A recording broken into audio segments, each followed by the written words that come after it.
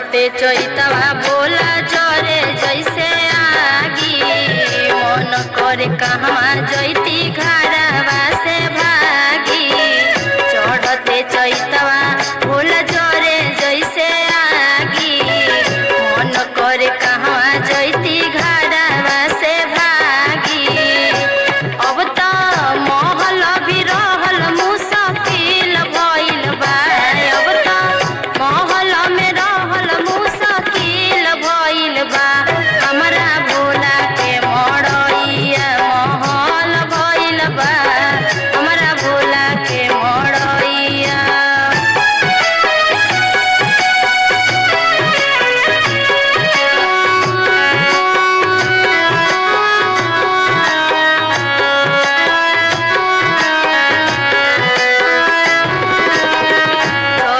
में भोला जी मड़ैये मन भावे।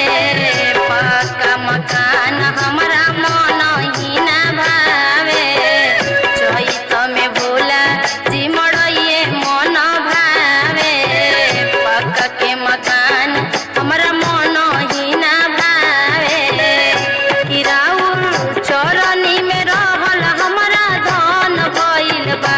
रौरे चरण में रहल हमरा धन भइल बा।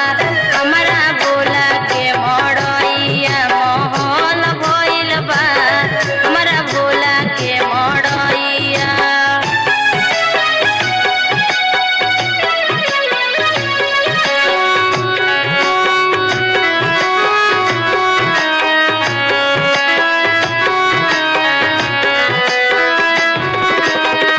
पहिला में दया मंगिहा दूसरा में चरचा। चरचा में हो भैया नइखे कोनो खर्चा। पहिला में दया मंगिहा दूसरा में